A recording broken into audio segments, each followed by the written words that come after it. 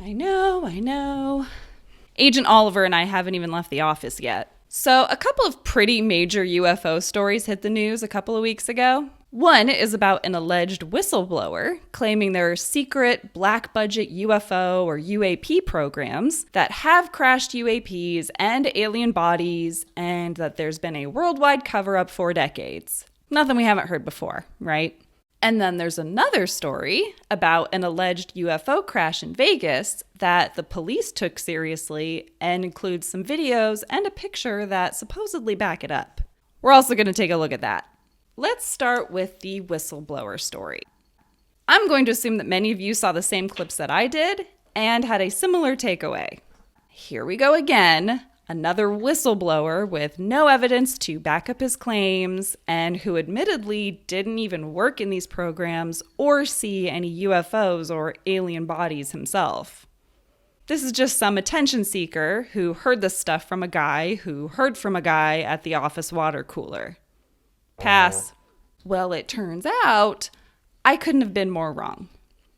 In a recent episode of Weaponized, a podcast by investigative journalists George Knapp and Jeremy Corbell, they talked about their relationship with this whistleblower, whose name is Dave Grusch.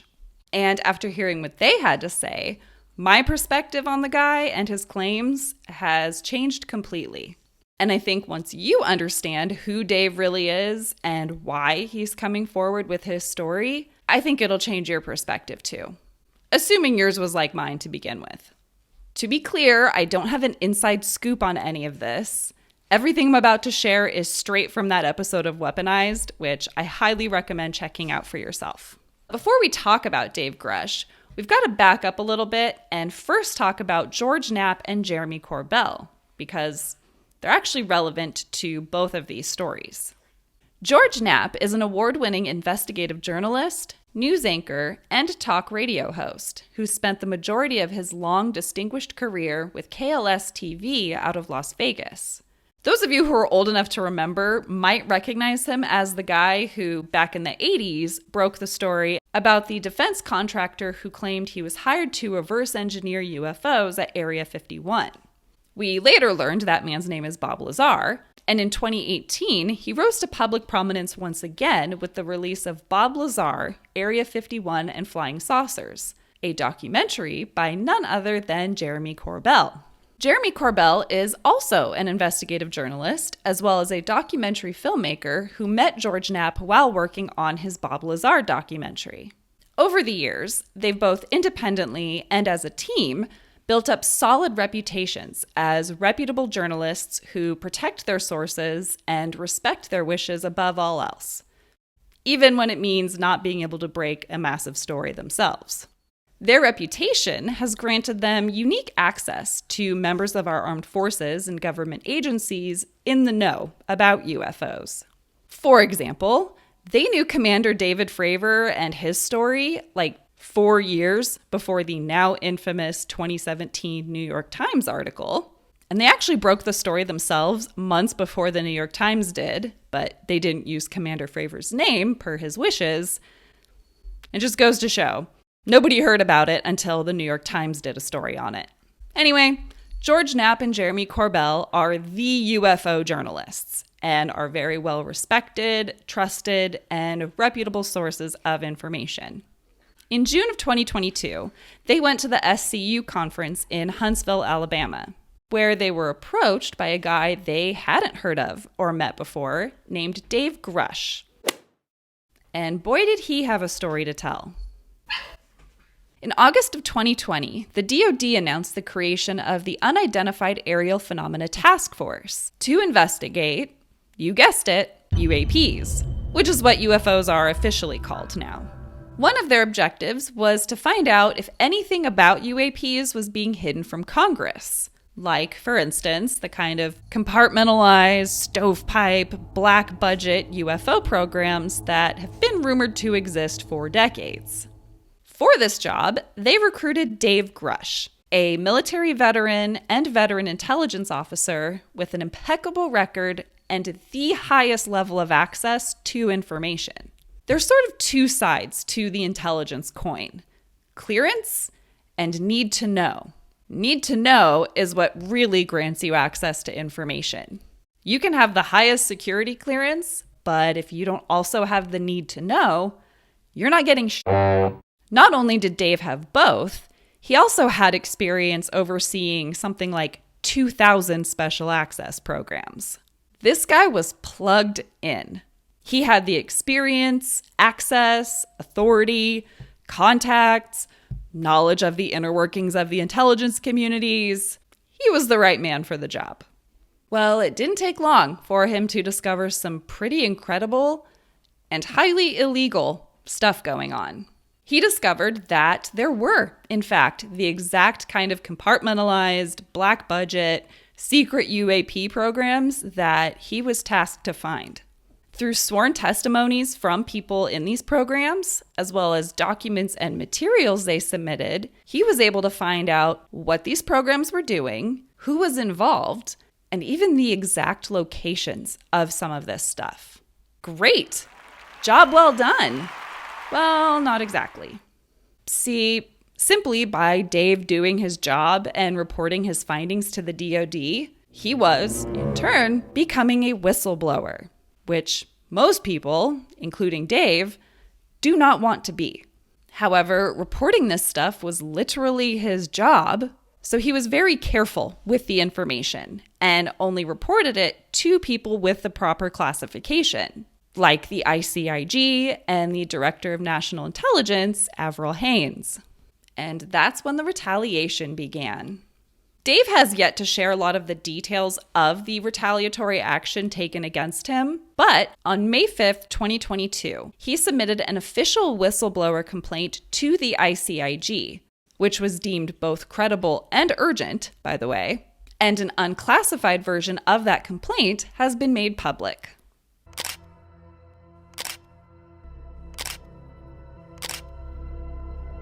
The complaint reads, in part, Section 3, Mr. Grusch had direct knowledge of intelligence community elements that have purposely and intentionally withheld and or concealed UAP-related classified information from the U.S. Congress. He has direct knowledge that this classified information has been withheld or concealed by the involved IC elements to purposely and intentionally thwart legitimate congressional oversight of the UAP program.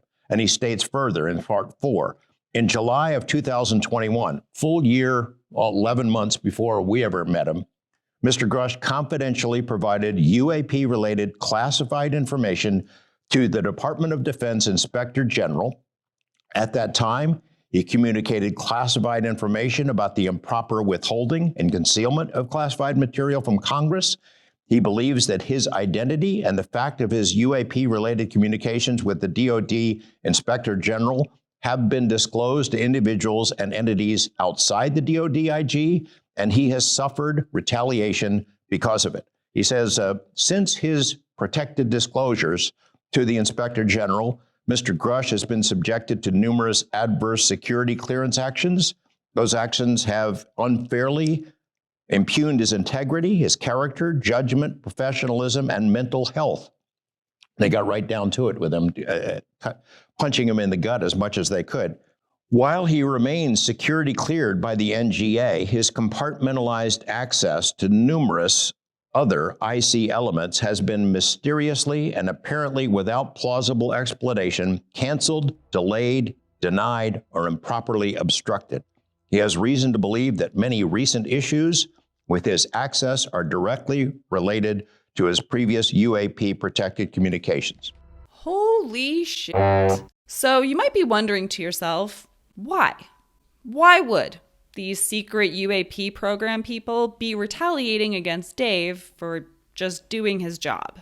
Well, it's because if what he reported to the DoD is true, and I think the retaliatory actions taken against him clearly indicate that it is, that means there are people who have been hiding information and straight up lying under oath to Congress.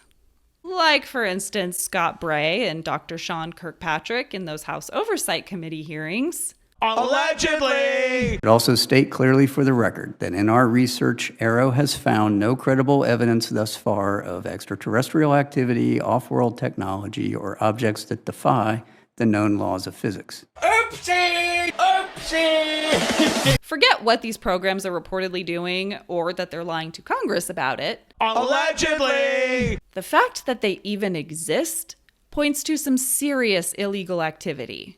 Dick DeMono comes out. He says, look, I think this program could be housed in a private company as a way to keep Congress from finding out about it. And if it happens and we can prove it, somebody would go to prison. The people in these programs that Dave uncovered and reported have every reason to discredit him, strip him of his clearances, call his character, integrity, professionalism, and mental health into question, and most importantly, prevent him from testifying to Congress. And this got me thinking, what if these black UAP programs aren't so much secret because of the information they have? Because, let's be honest, even if they came out today and admitted to reverse engineering UFOs and that aliens are real, it's not like it's going to change anything on our level. So what's the big deal? What if they've been secret for so long because of the illegal things they've been doing in pursuit of their goals and to hide their existence? George Knapp has a lot of stories about sources being threatened into silence by these secret programs. 6 in a row that called me and agreed to do an interview were visited the next day and told to shut the hell up. So I talked to her on the phone. A couple of days later, she agreed to meet with me and give me the whole rundown on this story. The very next day, she gets a knock on the door by these 2 agents. And they said this: we know that you travel to LA a lot to see your daughter and that she comes here. It's a big desert out there. We'd hate for anything to happen to either one of you. And one of Dave's claims is that they have killed people in order to maintain their secrecy. Intelligence individuals who work in those mechanisms that we have talked with have continued to say, I hope Dave is staying safe. So yeah, he had every reason to be scared once he realized they were retaliating against him. Dave just so happened to meet George and Jeremy at the SCU conference shortly after filing his whistleblower complaint. And by that time, he was already frightened and concerned about the direction of the investigation and the information that was being withheld from Congress and the public. So, out of concern for his well-being, Dave decided to tell George and Jeremy his story with the promise that they wouldn't publish it unless he gave them the green light. Really, he just wanted their help and for them to be an added layer of protection and to vet him and his story, which they did do over the course of the following year. What we know is that David Grusch is who he says he is. What we know is that David Grusch was in the position that he says he was in. What we know is that David Grusch had the access that he claims to have. So why weren't George and Jeremy the ones to break the story? Well, they wanted to, but they promised Dave that they wouldn't. They also knew that if Dave was forced into a position where he had to go public, that in the grand scheme of things, there were better outlets for him to go to. We are the UFO guys. We can't get past that. I know I'm not the New York Times. I reluctantly had to admit that to myself. As reputable as they are, George and Jeremy do not have the same reputation or reach as, say, the New York Times. Prime example, Commander Fravor's story, which George and Jeremy broke months before the New York Times did, but no one heard about it until the New York Times did. So the idea was that if Dave's story were to ever become public, that it would probably be through something like the New York Times. And in fact, Dave eventually did do a story with Ralph Blumenthal and Leslie Kean, 2 of the 3 journalists who did the major New York Times story back in 2017. With Dave's permission, Ralph and Leslie tried, unsuccessfully, to get his story published in a number of publications, including the New York Times, who, oddly enough, passed on the story. Despite Ralph and Leslie's track record with stories like this, and the fact that Ralph is one of their staff reporters. The New York Times had a chance to publish that story, and they took a pass on it. From what we've heard, they didn't really give a whole lot of thought to the process. They just said no. But then something pretty major happened that really turned the heat up on all this. This idea that of how a story of this magnitude, which people they need to judge it, they need to ask for proof. But how does that story get out to the public? That was the whole thing. That was the whole thing. It started with maybe it would, maybe it would get to the New York Times, maybe it would get here, maybe it would get there. And then ultimately, he was outed, man. His name got into the public space. He was forced to come forward in this way rather than just being in through the channels. But now here's the deal. He did it because he has legitimate reprisal issues, threats. They needed to get this story out now.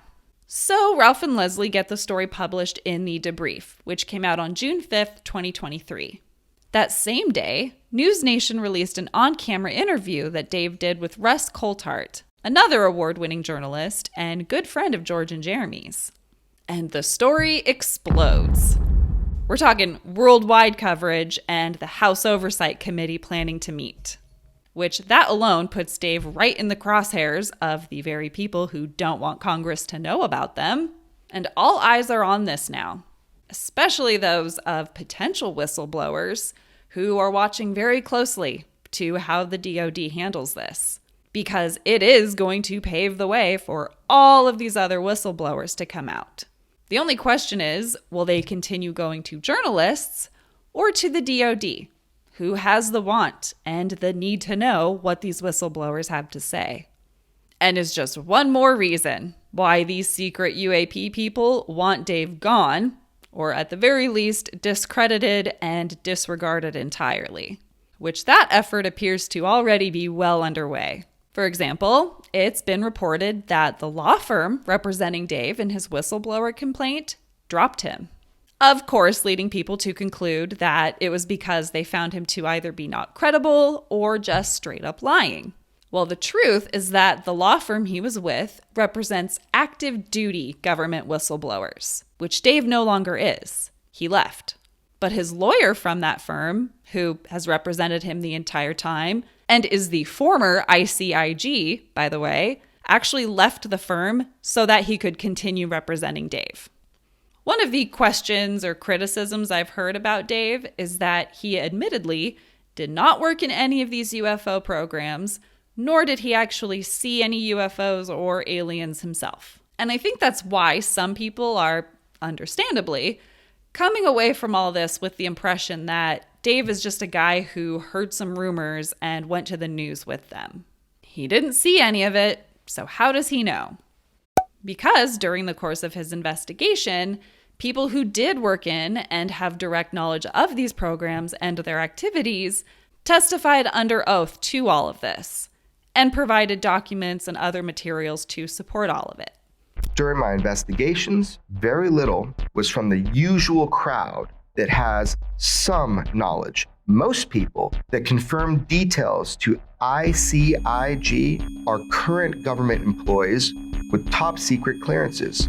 People that literally handled the materials in the classified program. Those individuals provided exact locations where the stuff was, and I'm going to say or is. There's also been this question of, is Dave actually some government operative that's part of an orchestrated, slow disclosure meant to pave the way for a fake alien invasion or something?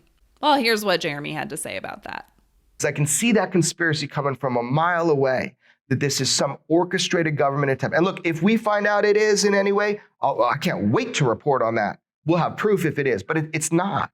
These are people, Dave and others, coming forward at great personal risk to their credibility, to their reputations, to their careers, and maybe to their lives. They're coming forward to tell a story to Congress and hopefully to the American public, to the world, that the public wants to know, that Congress wants to know. By George and Jeremy's estimation, Dave is a good guy who wanted to do the right thing, even though it's hard and at great personal risk to him, because he believes it's the right thing to do. I'm just going to speak openly and personally. Dave is who he says he is. He's a man of character. He's a man of integrity. He's never crossed a line. He parses his words. He makes sure that he does it right. He has worked hard for our country. So he is doing what he's doing because it is just, it is right, it's speaking truth to power. That's his exact words to me. And God damn, I'm proud of him. As a friend now, he's a friend now. I'm proud of him. So is Dave Grusch the real deal, or is he just full of it? I think he's legit, but I do have my confirmation bias to consider. I just don't see an upside for someone like him who had an incredible career and access to information that most of us can only dream of, to make this stuff up and ruin his career and cause all kinds of problems for himself. But what do you guys think? Do you think he's for real or just another grifter? Let me know all your thoughts and opinions down in the comments. Okay, now let's talk about this Las Vegas UFO. On June 7th, 2023, just 2 days after the Dave Grusch bombshell dropped, a story broke about a family in Las Vegas claiming to have had a UFO crash in their backyard. And the story just so happened to come from George Knapp's very own 8 News Now, although this wasn't one of George's stories. What made this even newsworthy was the fact that a nearby police officer saw something fall from the sky minutes before this family placed their 911 call. And it was all captured on body camera footage. So this is the body camera footage of what that officer saw fall from the sky, which, in my opinion, just looks like a meteor. Cool, but not a UFO. They also included a recording of the 911 call. And then there's more body camera footage from police actually responding to the call. Do it for Dale. I have butterflies, bro. I've only saw a shooting star, then these people say there's aliens in their backyard. Which that alone was just kind of fun to hear.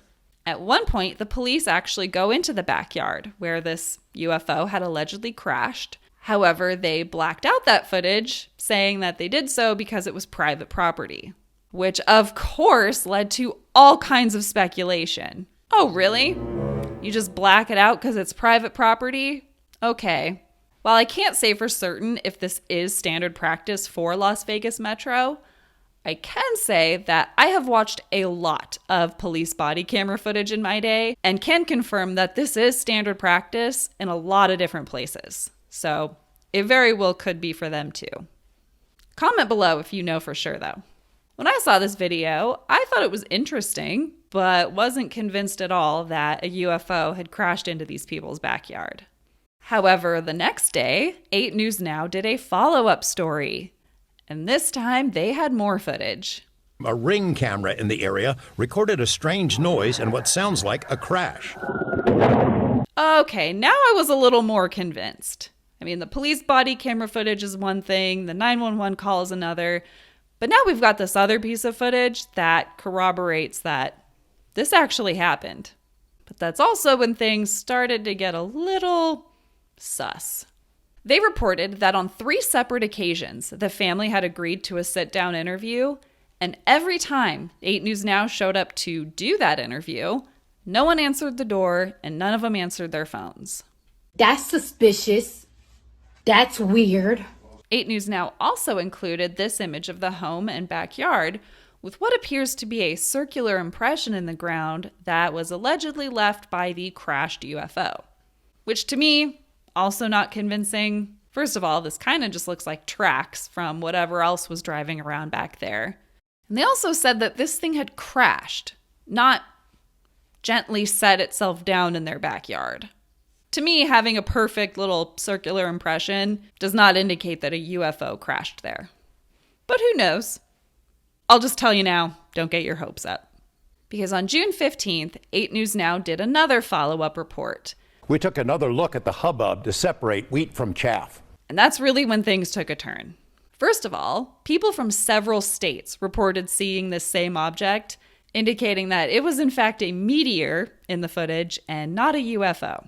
It was almost assuredly a meteor. The family had also reported that a blacked out SUV had been creeping around the home in the days that followed, which was confirmed to be true, but also had a totally benign explanation. A retired police officer fessed up on News Nation that he spent days staking out the house to see what, if anything, unfolded.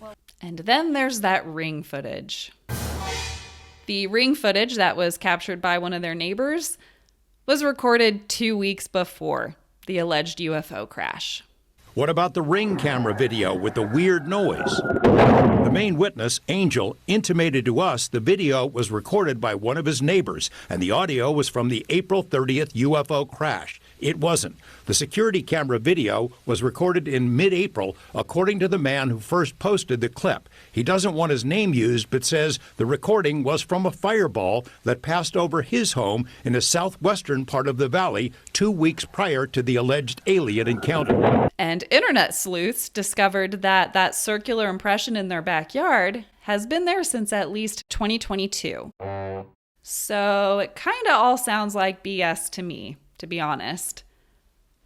But then again, Metro PD says that they don't believe it's a hoax. Police do not believe this was a hoax call. Once again, let me know what you guys think down in the comments. That's all I've got for you guys in this video.